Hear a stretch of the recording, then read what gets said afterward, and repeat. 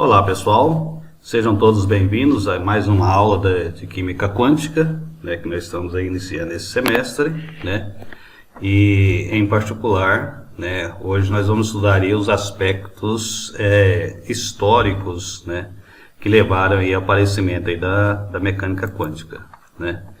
Então, nós vamos seguir aqui de perto a nossa apostila, né? Aqui é o capítulo 2. O capítulo 1 aí é uma revisão aí de conceitos matemáticos, né? Se vocês tiverem um tempinho, né? Dê uma olhada aí nesse material, né? Então, o fato é que no final aí do século XIX, né? Nós tínhamos três grandes pilares aí da ciência, né? O eletromagnetismo de Maxwell, né? E Michael Faraday, que tratava aí dos aspectos elétricos e magnéticos, né, unificava as leis, né, da eletricidade e do magnetismo numa única teoria, né, as 4 leis de Maxwell. E a gente tinha também a termodinâmica, né, que foi muito importante aí na Revolução Industrial, né. Então a termodinâmica já estava praticamente aí bem formulada, bem, né, fechada, já é uma ciência assim, bem fechada já, né? E as famosas leis de Newton aí, né, do século XVII, né? As 3 leis de Newton, a lei da gravitação universal de Newton, né? Então essas 3 leis, né, esses três arcabouços, né, esses 3 pilares praticamente explicavam aí todos os fenômenos que eram observados aí na natureza naquela época, né? Inclusive até alguns pesquisadores da época falavam o seguinte, né, que tudo poderia ser explicado, né, usando esses três pilares da ciência naquela época, né, com exceção de alguns pequenos fenômenos aí que parece que essas leis não conseguiam explicar, e provavelmente, né, talvez aí bastaria só um polimento dessas leis básicas aí, para que pudesse, então, dar uma explicação satisfatória para esses fenômenos, né? No entanto, aí no final do século XIX, né, começaram aí a aparecer, né, vários resultados científicos, vários experimentos, né, que colocou em xeque aí, né, a ciência daquela época, né? Então, em ordem cronológica, né, a gente pode falar aí na descoberta do efeito fotoelétrico, né, por Hertz, né, em 1887. Isso aqui foi um feito extraordinário, que não poderia assim ser explicado aí usando, né, as teorias da época, né. Tivemos também uma importante descoberta, que foi a descoberta dos raios-x por Röntgen, em 1895, né. A descoberta aí da radioatividade por Becquerel, né, em 1896, né, a descoberta do elétron, né, por J.J. Thomson em 1897, né. Isso aqui é bastante interessante, né, porque se acreditava aí que o átomo, né, ele era indivisível, né, aquela ideia lá de Demócrito, Leucipo, né, que era a menor unidade na matéria, e essa unidade ela era indivisível, né. E o J.J. Thomson aí, né, com a sua descoberta do elétron, caracterização do elétron, um polo de Crocker, né, mostrou então que havia partículas, né, menores do que os átomos, né, e essas partículas possuíam cargas, né, cargas elétricas, né, no caso carga elétrica negativa, né, e também possuía massa, né. Então foi uma importantíssima descoberta, ganhou um prêmio Nobel por isso, né. E tivemos aí também, né, o problema aí da radiação do corpo negro, né, que foi explicado aí, essa radiação, né, a densidade de energia no interior da cavidade de um corpo negro, foi explicado aí por Max Planck em 1900, naquela famosa equaçãozinha de Planck, né, E igual a H-Ni, tá certo? H é a constante de Planck, vou conhecida como a constante de Planck, e o Ni é a frequência, né. Mas tivemos aí também, né, a explicação do efeito fotoelétrico por Albert Einstein em 1905, né, o chamado ano do milagre de Einstein, né, publicou aí 5 papers, né, fantásticos, muito interessantes, né, efeito browniano, relatividade restrita, né, o efeito fotoelétrico, né, tal, né. Aí, tivemos aí também o modelo do átomo, né, de Thomson, né, em 1907, né, o pudim de passos aí e tal, né, e o espalhamento, né, com partículas alfa, né, por Geiger, Marsden e Rutherford em 1909, né, que levou assim, o chamado modelo atômico de Rutherford, né, em 1911, tá certo? E a confirmação dos cálculos aí de espalhamento de Rutherford por Geiger, Marsden em 1903, né?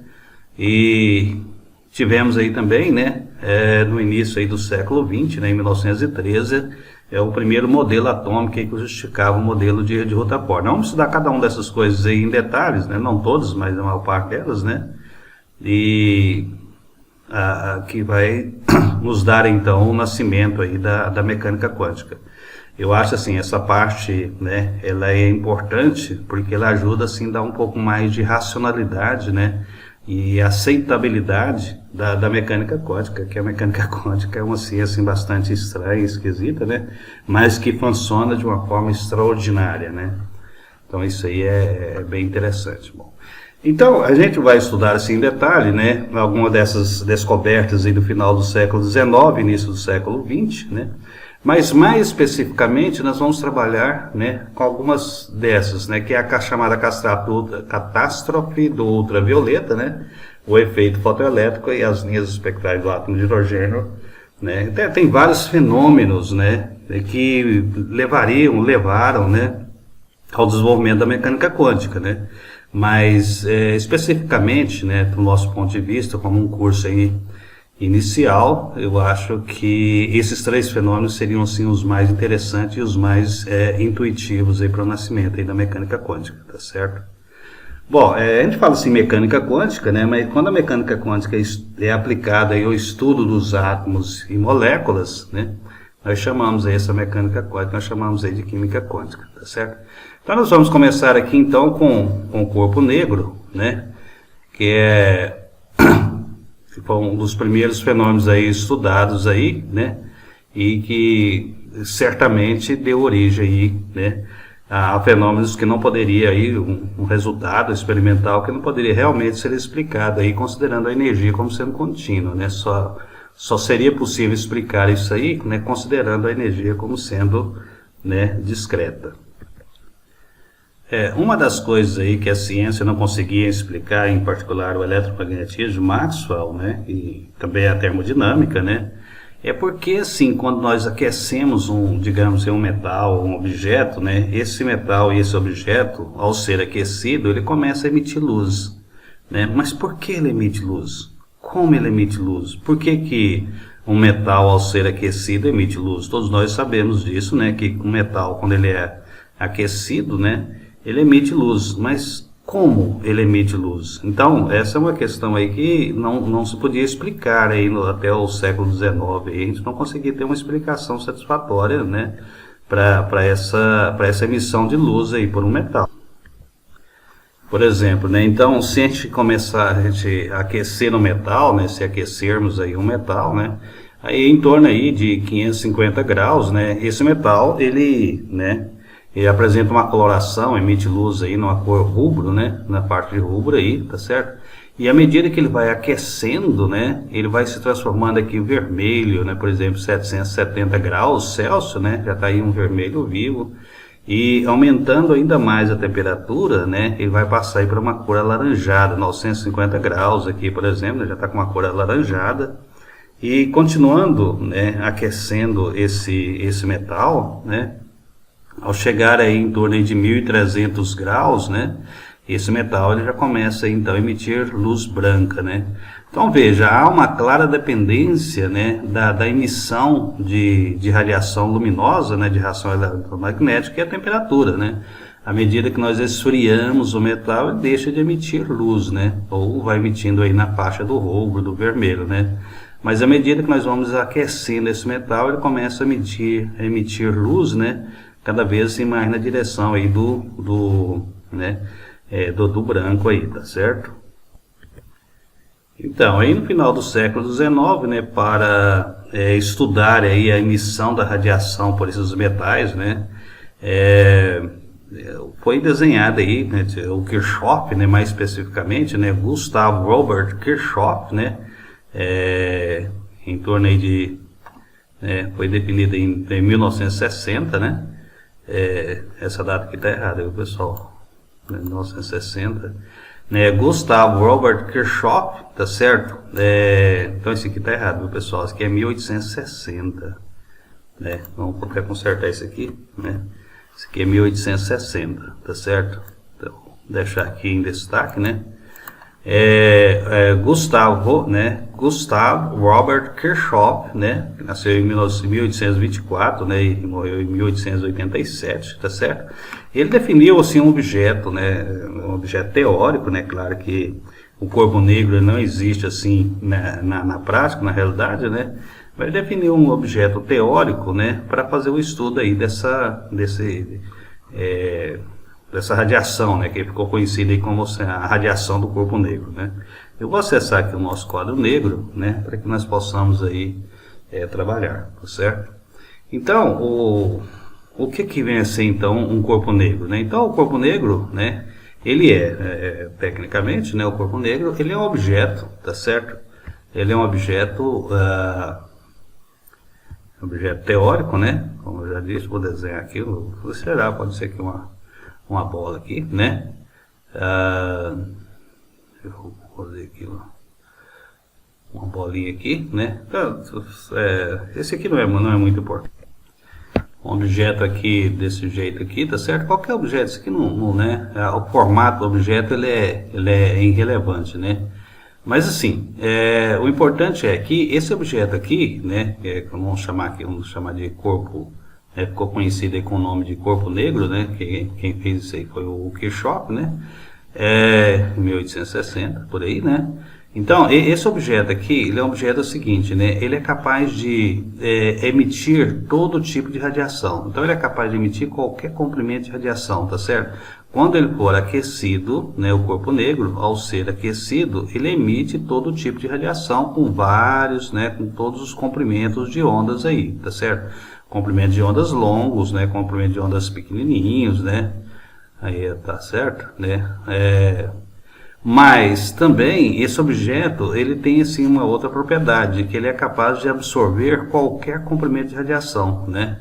Então ele não importa aí, né? Qual comprimento de radiação ele absorve, né? Ele absorve tudo aí, qualquer comprimento dessa radiação que vai incidindo nele, né? Então toda radiação que incide nesse objeto é absorvido. Então, o corpo negro, né, ele funciona como um emissor ideal, né, emissor no sentido que, ao ser aquecido, ele emite todos os tipos de comprimentos de onda, né, e funciona como digamos assim, um absorvedor ideal, né, ele é capaz de absorver todos os comprimentos de onda. Então, se no zero absoluto, por exemplo, né, ao não ser aquecido, o corpo negro ele apareceria, né, para a gente como sendo um objeto, né, totalmente preto, ou seja, ele absorve todos os comprimentos de onda, então a gente não veria esse objeto, ele não refletiria esse objeto, né. Mas ao ser aquecido, ele é capaz de emitir aí, então, todos os comprimentos de onda, né. Essa é a ideia do corpo negro, né? Essa é a ideia do corpo negro. Então, na prática, né, não existe nenhum objeto que é capaz aí de absorver ou emitir, né, qualquer comprimento de onda e 100%, né, de toda a radiação que incide é absorvida e toda a radiação que, ao ser aquecida, é capaz de emitir, então, todos os comprimentos de onda, né? Experimentalmente, a gente verifica que esse corpo ele não existe, né? Então, a ideia do Kirchhoff é o seguinte, olha, nós podemos fazer, né, de qualquer material, né, alguma coisa assim, quer ver? Vamos criar aqui uma cavidade, tá certo? Vamos criar aqui uma cavidade, né, de tal modo assim, quer ver? Vou criar aqui, né, então, uma cavidade aqui, né, levando aqui, tá certo? Só que essa cavidade tem um pequeno orifício aqui, tá certo? Olha, né? Ela tem aqui um pequeno orifício, né? Esse orifíciozinho aqui. Esse aqui eu fiz um corte, né? Esse aqui é um corte, tá certo? É um corte aqui, né? Então eu vou preencher esse aqui. Então esse material aqui, pessoal, pode ser qualquer coisa. Ele pode ser um metal, digamos assim, né? Pode ser né? Não importa assim o tipo de metal, mas o interessante aqui é o seguinte, né? O interessante aqui é que toda radiação, né, toda radiação que incide aqui dentro, né, olha, dentro desse buraquinho, né, toda radiação que incide dentro desse buraquinho, ela é absorvida, né, ela é absorvida. Deixa eu fazer aqui. Então aqui, olha, ela sofre aí múltiplas reflexões, tá certo? Até que em um determinado momento, né, essa radiação ela acaba sendo, tá certo? Ela acaba sendo absorvida. Então, muitas vezes, né, a radiação luminosa que entra aqui por esse orifício, né, ela vai se chocar contra a parede aqui no interior dessa cavidade, que vamos chamar essa cavidade de cavidade do corpo negro, né? Ela vai se chocar aqui com o interior dessa cavidade e vai sofrer aqui, né, múltiplas reflexões, né, vai refletindo aí, até que em um determinado momento ela acaba sendo absorvida. Ou seja, o fato é que esse raio de luz não consegue achar aqui o caminho de volta, né? Então, esse buraquinho aqui, tá certo? Esse buraquinho, né, ele funciona aí como se fosse, né, um corpo negro. Então, quem funciona como um corpo negro, né, é o buraquinho. Não é toda a estrutura aqui que vai ser o corpo negro, mas apenas o buraquinho aqui é que vai funcionar como se fosse um corpo negro, né? E da mesma forma, né, pessoal?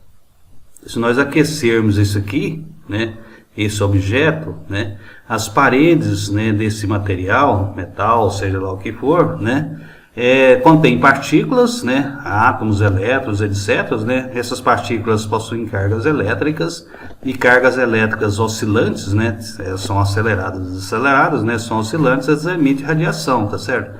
Então, uma partícula aqui na parede desse corpo aqui, ela vai oscilar, né, e vai emitir uma radiação. Essa radiação, né, ela fica aqui dentro dessa cavidade aqui, né, e eventualmente, né, vai sair, tá certo? E como eu tenho vários tipos de osciladores elétricos aqui, né, com vários comprimentos, né, com várias amplitudes de oscilação, né, de oscilações, então nós podemos emitir aqui todos os tipos de comprimento de onda aqui dentro dessa cavidade aqui, e que pode sair aqui por esse buraquinho aqui. Então, esse buraquinho funciona como se fosse um corpo negro, ou seja, ele é um absorvedor ideal, porque toda a radiação que incide no buraquinho entra dentro da cavidade e não é capaz de achar aí o caminho de volta, mas ao mesmo tempo, quando aquecido, né, as radiações emitidas aí pelos osciladores, né, das paredes desse corpo negro aqui, tá certo? Com vários, né, todos os tipos de comprimentos de onda saem aqui. Então, se eu coletar aqui uma amostra aqui, né, dessa radiação que está saindo aqui, tá certo? A gente vai ver aí que contém todos os comprimentos de radiação, né? Então, resumo, né, o corpo negro ele é um absorvedor ideal, né, no sentido de que ele é capaz de absorver 100% de todos os comprimentos de onda que incide em cima dele, né? E ao mesmo tempo ele é um emissor ideal, que significa que ele é capaz de emitir, né, todos os comprimentos de ondas ao ser aquecido aí acima do zero absoluto, né? À medida que vai aumentando essa temperatura, né, essa radiação principal aqui dentro, né, vai diminuindo aí o comprimento de onda, né, e portanto aumentando a frequência, tá certo? E faz com que aí a gente tenha um espectro, né, um espectro da radiação aí do corpo negro, né? Então seria alguma coisa assim, mais ou menos, né, semelhante assim, quer ver? Né, deixa eu fazer um desenho aqui, né?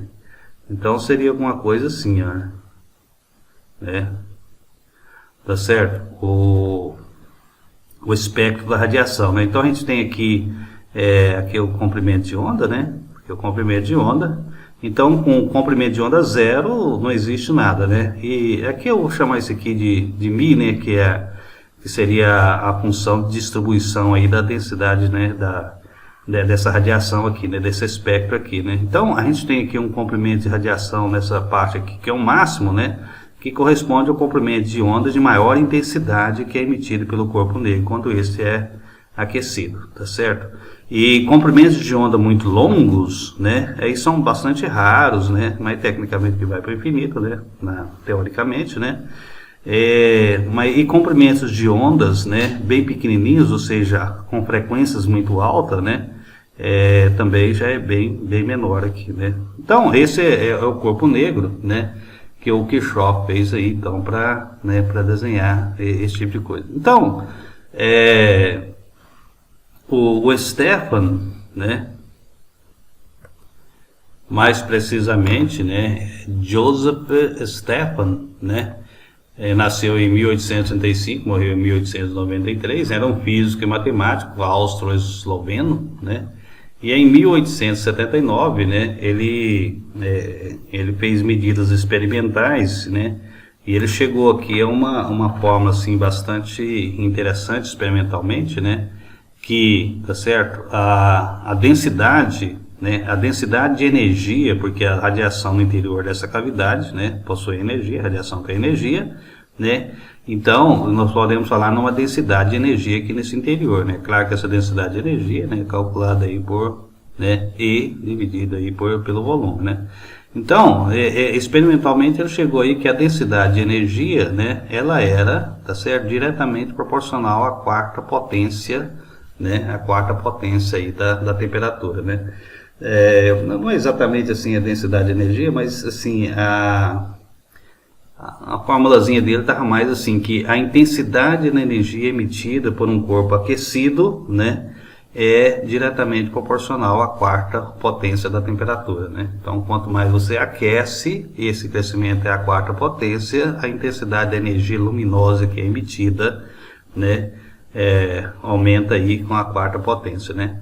Eu vou ficar aqui com essa formulazinha, que as duas são iguais, né? Porque a intensidade da energia que sai, digamos, aqui desse buraquinho, ou do objeto aquecido, né? Ela vai ser, tá certo? Diretamente proporcional à densidade de energia que está lá dentro, né? E a densidade de energia, ela é uma função da temperatura. Então, nós podemos colocar, isso é ρ, né? A letra ρ. Então, a densidade de energia no interior da cavidade do corpo negro aqui, né?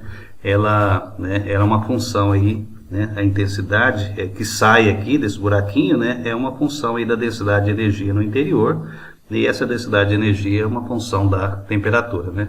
Então, essa fórmula aqui é uma fórmula, né, experimental, então essa aqui é uma fórmula experimental, obtida experimentalmente, né, e, tá certo, e o Ludwig, né,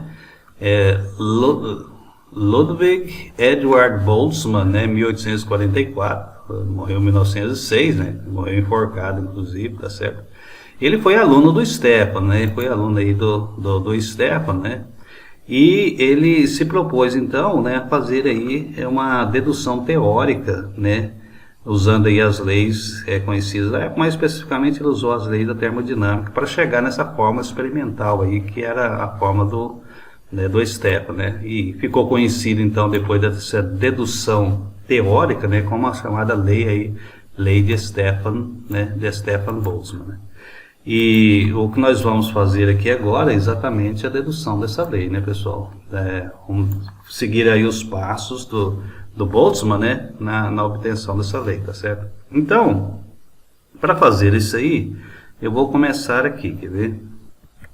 Ou seja, né, vamos imaginar aqui, então, né, essa assim foi o pensamento aí do Boltzmann, né. Então vamos imaginar assim que a radiação ela tem aí, né, que ela é capaz de exercer uma pressão, né, uma pressão no interior da cavidade aqui do nosso, né, do nosso corpo negro. Então essa radiação aqui, ao se chocar aqui nas superfícies internas dessa cavidade, né, que é do corpo negro aqui, essa radiação, tá certo? Ela exerce aí uma pressão, né, que é conhecida aí como, tá certo, como pressão, né, que é conhecido como pressão de radiação, né. Isso aí depois foi demonstrado experimentalmente, tá certo, que a radiação realmente exerce uma pressão, né? Inclusive Maxwell foi uma das pessoas que demonstrou isso aí, e vários outros pesquisadores demonstraram experimentalmente que realmente a radiação demonstra uma pressão, né. Tanto é que, né, a radiação solar, por exemplo, né, ela é capaz aí de, por exemplo, a cauda de um cometa, né, ela se aponta na direção oposta do Sol devido à pressão da radiação solar, né, do vento solar. Claro que ali também tem partículas, né, tem átomos ali, tem coisas, mas assim, a pressão da radiação a radiação exerce uma pressão, né, um tipo assim, um vento, digamos assim, né, que tem aí uma pressão, tá certo? Então, eu vou calcular aqui, vou chamar aqui nessa direção aqui, direção Z, tá certo? Aqui não importa, né? Como a ideia aqui não é irrelevante, né? Mas vamos supor aqui que seja a direção Z aqui, né? E eu vou imaginar aqui o seguinte, né? Então, essas coisinhas compridas aqui representam a radiação, né? Certo? Então, tem uma radiação, essa radiação está se chocando contra essa parede aqui, né? A radiação está se chocando contra a parede, tá certo? E vamos dizer assim que está sendo absorvido pela parede, né? Está sendo absorvido pela parede. Então, o meu objetivo aqui é o seguinte, é calcular, né, a pressão, né, que a parede sofrida aí pela parede, né, devido ao impacto aí dessa radiação que incide aí nessa parede, né? Então, como é que a gente calcula a pressão, né? Pressão, tá certo? Ela é definida como sendo a força dividido pela área, né? No caso, a área é essa área aqui, né, pessoal? Então, isso aqui é a área, né? Como um cilindro aí, uma coisa desse tipo, tá certo? Mas, além disso, né? Além disso, o que é força? Força é a variação da quantidade de momento, né? O que para nós é o momento, né? Dividida aí pela área, né? Então, a variação da quantidade de momento. Vou colocar num cantinho aqui, ó. A variação da quantidade de momento, o que é? É o momento final menos o momento inicial, tá certo? Momento final menos o momento inicial. Agora, como a radiação que chega aqui na superfície aqui, né, da cavidade do corpo negro, tá certo? Essa radiação ela é absorvida, então para, né? O momento, né, pessoal? Vamos lembrar aqui, o que é momento? O momento é a massa vezes a velocidade. Então, se é absorvida, a velocidade vai ser zero, né? Se a velocidade é zero, o momento então vai ser zero. Então, o momento final, né, é zero. O momento inicial, né, quando a partícula está aproximando aqui, né, vem com a velocidade, no caso a velocidade da luz, né, a velocidade constante, velocidade c, tá certo? Tem a velocidade inicial c, né? Então, a variação da quantidade de momento, né, vai ser igual menos, né, o momento inicial, tá certo? Vai ser igual, né, o momento inicial, ok? Então, agora, isso é a variação do momento do fóton, né? Eu não posso falar fóton ainda, que nessa época eu não tinha ideia de fóton, né? O momento da luz, tá certo? Vai ser negativo, né? Vai ser negativo, ok? Agora, devido aí ao princípio da ação e reação, né? Se a variação do momento do fóton foi menos que, tá certo? Então, a variação do momento da parede, que é no mesmo sentido, porém, na mesma direção, porém, sentidos opostos, né? Então, a variação do momento da parede do meu corpo negro, isso aqui é a parede do corpo negro, né? Vai ser mais que, tá certo? Então, a variação na parede, né? A variação do momento na parede, eu escrevi aqui, ó, né? Variação do momento aí na parede será, então, mais que, devido ao princípio aí da ação e reação, tá certo? Se a variação do momento da luz é menos que, então a variação do momento na parede, né, vai ser aí mais que, tá certo? Agora, calcular o momento de um único, né, de um único fóton aí é bastante complicado, né? Então a gente pode fazer o seguinte, olha, eu vou definir assim, ó. Até deixa eu colocar aqui com uma outra cor aqui para ficar mais destacado, né? Vou definir essa quantidade, ó, quantidade de momento por unidade de volume. Então, né, o QV para nós vai ser aí, né, a quantidade de momento, né, por unidade de volume, tá certo? Vamos definir assim essa quantidade, ou seja, numa unidade de volume, eu não vou especificar qual unidade, se vai ser 1 metro cúbico, se vai ser 1 centímetro cúbico, 1 milímetro cúbico, não importa, né? É por uma unidade de volume, né? O fato é que, né, essa é a quantidade de momento de radiação por unidade de volume que chega à superfície do meu corpo negro no interior da cavidade por unidade de tempo. Essa é a ideia, né? Agora, e esse cilindro, qual é o volume desse cilindro aqui, né? Qual é o volume desse cilindro? Então, esse cilindro, né, em 1 segundo, eu estou fazendo a conta aqui, né, que é a quantidade de momento que chega à parede interna aqui do meu corpo negro, né, por unidade de tempo, digamos, sei lá, 1 segundo, digamos assim, sabe? Unidade de tempo, vamos definir assim, né? Vai ser 1 segundo. Então, qual vai ser a altura? A área eu já sei, a área da base, né? Então a área do volume, né? O volume aqui é a área da base vezes a altura, né? Então o volume, né, pessoal, é a área da base, né, vezes a altura. Eu vou chamar a altura de L, que isso comprimenta o L aqui, tá certo? Olha, esse L aqui, né, é o comprimento aqui do meu volume, tá certo? Agora, quanto dá esse comprimento aqui? Esse comprimento, né, em um segundo, digamos assim, tá certo? É a distância percorrida pela luz em um segundo, né? Não, mas nós temos o seguinte, né, que C está na direção Z, né? Então vai ser C, que é a velocidade da luz na direção do eixo Z, né? Vai ser então, né, o espaço percorrido, L, dividido pelo tempo, tá certo? Dividido pelo tempo aqui. Só que eu estou considerando o tempo como uma unidade, né? Ou seja, um segundo, digamos assim, sei lá, tal, uma coisa assim, né? Um segundo, uma unidade de tempo, né? Então, C vai ser igual a L. Então, esse L aqui, tá certo? Vai ser igual a, né? Igual a C. Portanto, o nosso volume calculado aqui, né? Vai ser a área da base vezes C, né? C na direção do, né? Que é a velocidade na direção do eixo Z, tá certo? Bom, feito isso, nessas considerações aqui, então nós podemos voltar à nossa formulazinha aqui, né? E a nossa formulazinha aqui está falando o seguinte, né? Que a pressão, que é igual a força dividida pela área, né? Mais a força é igual à variação da quantidade de movimento, né? De momento, né? O movimento também, tanto faz, né? Que chega assim à superfície, né? E sentido pela parede, devido à segunda lei de Newton, a primeira lei de Newton, né?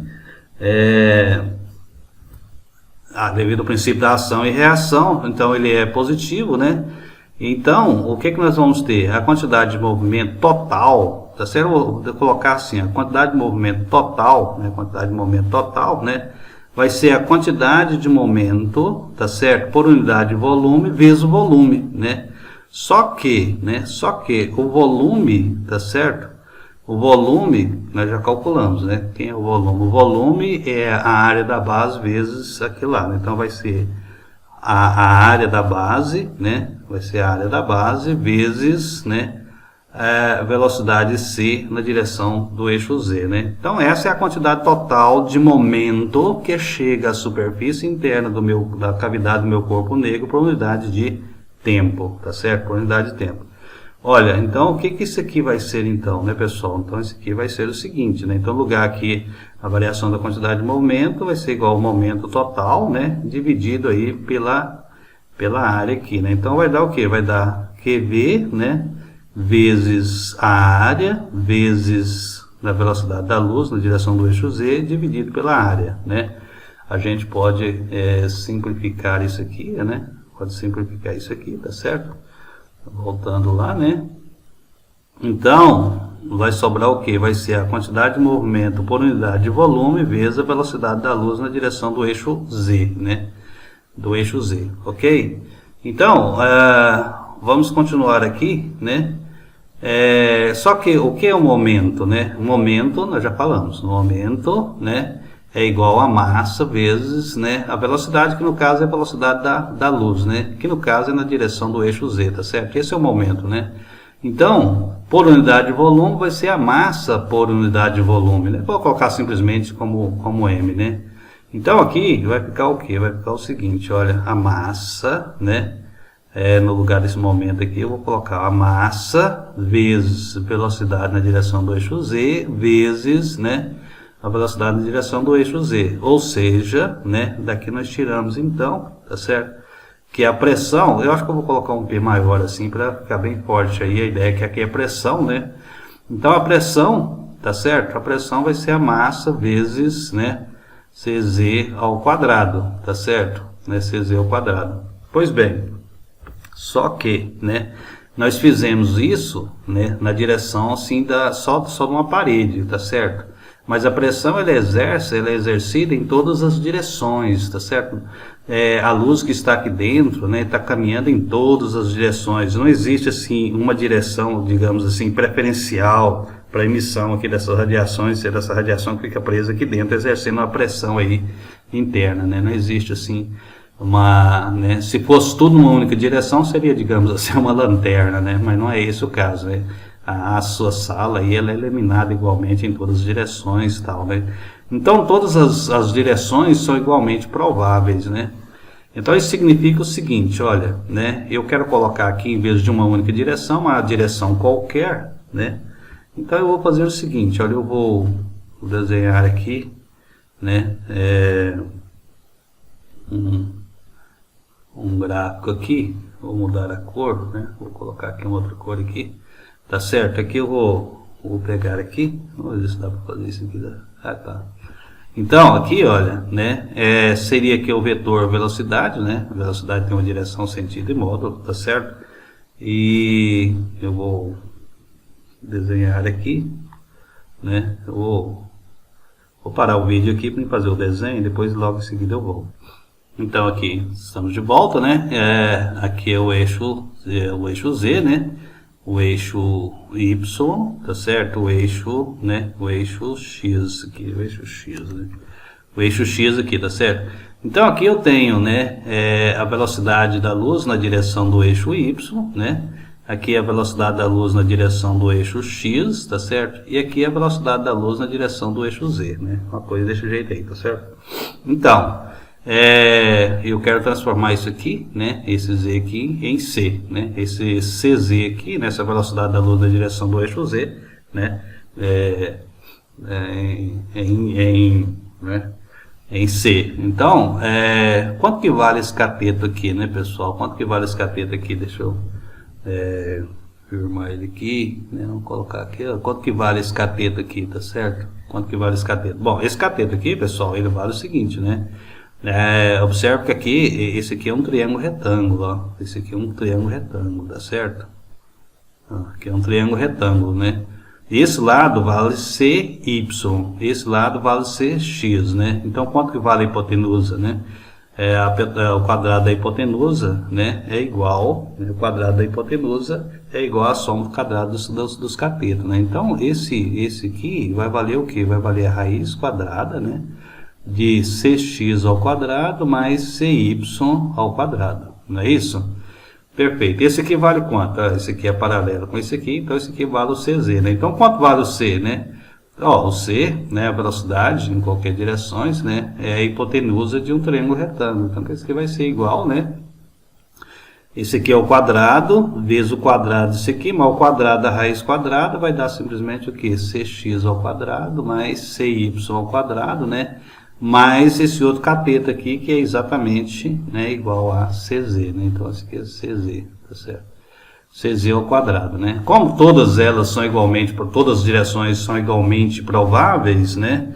Então, nós temos o seguinte, ó, que cx é equivalente, né, a cy, tá certo? Cy, né, até porque é a velocidade da luz, né, tal, né? Então, essas aqui são iguais, né? Isso significa o quê? Significa que eu posso, né, fazer o seguinte, olha, eu posso fazer c ao quadrado igual a 3 vezes, né, cz ao quadrado, né? Igualando aqui, substituindo essa equação, né? Isso aqui transforma nisso aqui. Ou seja, o meu cz naquela direção de dedução vai ser 1/3, né, de c ao quadrado, que é a velocidade da luz em qualquer direção. Portanto, né, voltando aqui, tá certo? A nossa pressão, ela vai ser igual a massa, né, vezes c ao quadrado dividido por 3, né? Ou mais especificamente, vamos colocar assim, 1/3 de mc ao quadrado, né? 1/3 de mc ao quadrado, ok? Pois bem, né? Pois bem, então. Agora, né, nós podemos usar aquela formulazinha lá do Einstein, né? M é igual a c ao quadrado, ou seja, energia é igual a massa pela velocidade da luz ao quadrado, né? Como nós estamos tratando de fóton, né? Então, essa fórmula se presta muito bem a isso aí, né? A massa vezes a energia, né? C ao quadrado aí. Então, o que nós temos aqui? Nós temos, então, que a pressão da radiação em termos, né, de energia, tá certo? Vai ser, então, né, 1/3 da energia. Ou seja, a pressão que a radiação está exercendo no interior da cavidade, nas paredes desse corpo negro aí, né? É igual a 1/3, né? É igual a 1/3 aí da radiação, tá certo? É igual a 1/3 aí da energia aí, né? Radiante que está dentro desse corpo aí. Agora, né? Vamos lembrar o seguinte, né? Vamos lembrar o seguinte, que, né? A densidade, tá certo? A densidade de energia, né? É definida como sendo energia dividida pelo volume, tá certo? Dividido pelo volume, né? Então, sem nenhuma perca de generalidade, né, eu posso definir aqui o volume da minha cavidade aqui, tá certo? Como sendo um volume unitário, né? Vamos definir aqui o volume, né, unitário, ou seja, uma unidade de volume, né? Unitário, né? Como sendo uma unidade de volume, tá certo? Então, eu posso fazer isso aqui, se eu não estou perdendo, porque a nossa fórmula final não vai depender de volume, então não tem problema nenhum, né? A densidade de energia passa a ser igual, portanto, né, a densidade de energia, nessa condição especial em que o volume é igual a uma unidade, vai ser igual a E, tá certo? Então, daqui, né, nós tiramos que, tá certo? Que a nossa pressão da radiação vai ser 1/3, né? Vai ser 1/3 de quê? Da densidade de energia. E essa densidade de energia depende aqui da temperatura, né? Então, nós conseguimos aqui, né, calcular aí a densidade de energia, né, a pressão, né, a pressão da radiação no interior aí da cavidade do corpo negro, tá certo? Que é com essa fórmulazinha aqui, ok? Bom, pessoal, eu vou fazer o seguinte, eu vou dividir esse vídeo aqui em duas partes, né, para não ficar muito longo, né? E logo em seguida, parte A e parte B, né? E na próxima parte aí, na parte B, né, nós vamos chegar aí na fórmula, na dedução que Boltzmann fez aí para a fórmula aí do Stefano, né? Que é a que nós queremos fazer, né? O que nós queremos? Queremos mostrar aqui, né?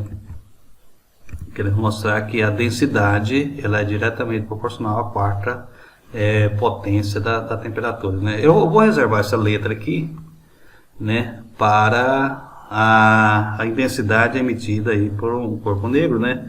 Eu vou chamar isso aqui de alfa, né? Então, a densidade vai ser diretamente proporcional à quarta potência da temperatura, ok?